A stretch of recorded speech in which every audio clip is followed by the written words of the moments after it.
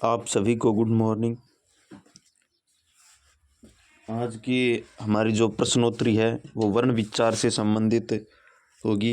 आज हम बात करने वाले हैं वर्ण विचार।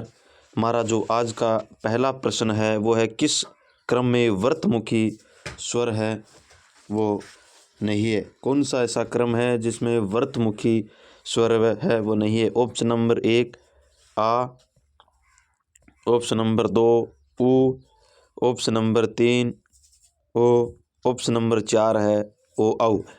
हमारा जो प्रश्न पूछा है वो है कि किस क्रम में वर्तमुखी स्वर नहीं है। हमारा जो ऑप्शन होगा वो 1 नंबर सही है, वो आ है, ओ आ है, वो वर्तमुखी वो नहीं होता है। हमारा जो दूसरा क्वेश्चन है वो है कि किस क्रम में पश्य स्वर है। किस क्रम में पश्य स्वर है। ऑप्शन नंबर 1 है ई, दूसरा है उ, तीसरा ए और चौथा है आई। इनमें से कौन सा है वो ऑप्शन है वो पश्य स्वर है वो होता है। यानी इसमें जो पश्य स्वर है वो उ होता है। अगला प्रश्न है कि किस क्रम में अढ़ और अढ़ यानी इनके नीचे जो बिंदी है इनके बारे में मैंने 8 प्रकार के नियम है वो पढ़ा रखे हैं। इनमें से प्रश्न है बहुत पूछे जाते हैं। पूछ रहा है कि अढ़ और अढ़ व्यंजन के लिए सटीक बात कही गई, इनमें से कौन सी बात है वो सटीक है। यानी ऑप्शन नंबर 1 है मूर्धन्य यानी उत्क्षिप्त मूर्धन्य व्यंजन, स्पर्श व्यंजन। नंबर 3 स्पर्श संघर्षी व्यंजन। नंबर 4 है वो पार्श्विक व्यंजन। यानी इनमें से कौन सा ऑप्शन वो सही है जो अढ़ और अढ़ के लिए वो सही सटीक बैठता है। हमारा जो पहला ऑप्शन है, हम अढ़ और अढ़ को उत्क्षिप्त मूर्धन्य व्यंजन भी कहते हैं। हमारा जो चौथा प्रश्न है वो है कि री को क्या कहेंगे। री को क्या कहेंगे, अक्षर, वर्णमाला, व्यंजन या स्वर। यानी री को क्या अक्षर कहेंगे या वर्णमाला कहेंगे या व्यंजन कहेंगे या स्वर कहेंगे।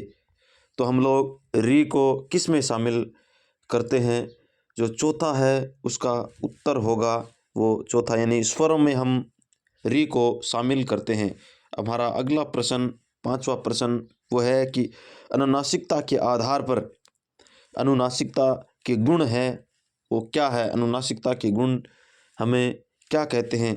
क्या स्वरों को अनुनासिकता कहते हैं, व्यंजनों को कहते हैं, पदों को कहते हैं या शब्दों को कहते हैं। अनुनासिकता हम स्वरों को कहेंगे, स्वर हैं उसके अंदर अनुनासिकता होती है। हमारा जो अगला प्रश्न है, छठा प्रश्न वो है किस क्रमांक में विवृतमुखी स्वर नहीं है। यानी ऐसा कौन सा क्रमांक है जिसमें विवृतमुखी स्वर है वो नहीं है। क्या आ, क्या दूसरा ऑप्शन है वो उ होता है, या तीसरा ओ होता है, या औ होता है। इनमें से कौन सा क्रम है वो विवृतमुखी है वो स्वर नहीं है। तो हमारा जो ऑप्शन है पहला ऑप्शन हमारा बिल्कुल राइट होगा, आ है। हम इसको विवृतमुखी के अंदर नहीं रखते हैं। हमारा जो अगला प्रश्न है 7 नंबर का वो है कि किस यानी निम्नलिखित में से कौन सा वर्ण है वो तालव्य नहीं है। वैसा कौन सा वर्ण है जो तालव्य से नहीं बोला जाता है। नंबर 1 श, छ, उ या ई। यानी इनमें से कौन सा ऑप्शन है वो तालव्य है, वो तालव्य वर्ण नहीं है।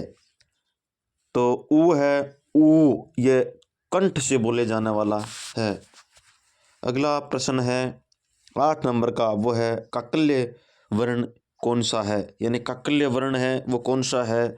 ऑप्शन नंबर 1 यह, ऑप्शन नंबर 2 श, ऑप्शन नंबर 3 है, ऑप्शन नंबर 4 यह। हमारा जो 8 का जो प्रश्न है वो है कि इनमें से कौन सा वर्ण है वो काकल्य होता है। काकल्य हमें आपको पता है वर्ण, इसको हम काकल्य में शामिल करते हैं। हमारा जो अगला प्रश्न है वो है 9वां, वो किन जिन की ध्वनि केवल मुख से निकलती है वे है, यानी ऐसा कौन सा वर्ण है जिनकी ध्वनि स्वर या इनकी ध्वनि केवल मुख से ही निकलती है। वर्ताकार स्वर या संवृत स्वर, अनुनासिक स्वर या निर्नासिक स्वर। पहला ऑप्शन है वो वर्ताकार स्वर होते हैं, या ऑप्शन नंबर 2 संवृत स्वर होते हैं, या ऑप्शन नंबर 3 है नासुक नानु अनुनासिक के स्वर। ऑप्शन नंबर 4 है वो निर्नासिक स्वर जो केवल मुख से निकलती है, उन्हें हम ऑप्शन नंबर 4 है वो है निर्नासिक स्वर। ऑप्शन नंबर 4 वो सही होगा। क्वेश्चन नंबर 10 का है वो है कि मात्रा के आधार पर स्वरों को मात्रा के आधार पर स्वर कितने प्रकार के होते हैं। मात्रा के आधार पर स्वरों को ऑप्शन नंबर 1 2, ऑप्शन नंबर 2 है वो 3 होती है, option number 4, option number 3 4, option number 5 क्या 5 होती है। हमारा जो राइट आंसर होगा वो होगा यानी 4।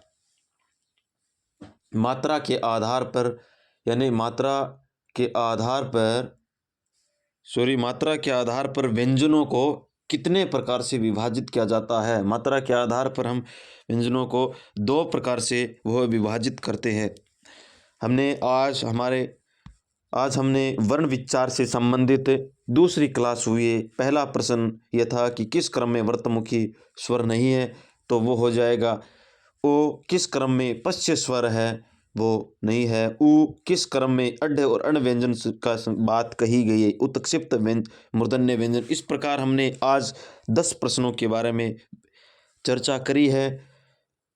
अब आगे की चर्चा हम अगली क्लास में करेंगे। तब तक के लिए आप सभी को धन्यवाद।